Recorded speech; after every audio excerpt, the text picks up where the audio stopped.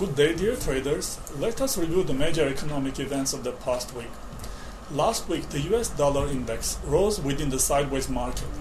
Investors expect further Fed explanations regarding a possible monetary policy tightening and also new macroeconomic data on US economy.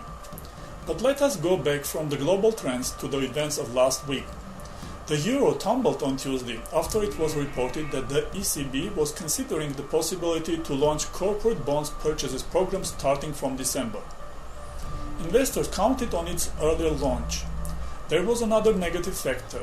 A few European banks failed the ECB stress test.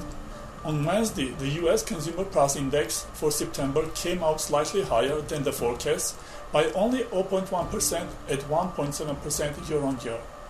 This was enough to increase the returns on US bonds.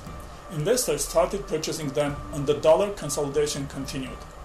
Note that the Fed considers the inflation rate to be normal if it is below 2%. On Thursday, the US dollar index continued to rise due to good economic statistics as evident by some non-major economic indicators, such as the leading indicator index, which rose in September. Of course, all this data was not enough for the dollar rally to continue, so it fell slightly on Friday and Monday amid modest euro consolidation.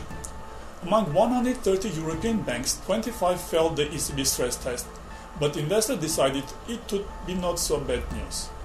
We assume that data on US economy that will be coming out this week will be very important for the Forex market. Durable goods orders for September and consumer confidence index for October will be announced on Tuesday. The Fed meeting will take place on Wednesday. It is expected that the completion of the quantitative easing program QE3 will be announced. The first estimate of the third quarter US GDP will be released on Thursday, and also the Fed Chair Janet Yellen will be giving her speech the same day. Data of lesser importance will be announced on Friday, which may also affect the dollar rate, personal income and spending numbers, Chicago Fed National Activity Index, and the University of Michigan Consumer Sentiment Index.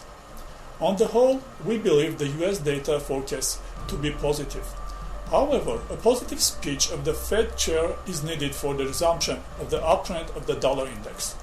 Subsequently, the most important day of this week will be Thursday. Regarding the euro, we expect that its dynamic will be influenced by the ECB statements about the conditions of the bonds purchase program. Significant macroeconomic data, including inflation and unemployment rates, will be released in the EU on Thursday and Friday, but their outlook is neutral. Therefore, investors will likely focus on US information. This was all for the past week. See you next week.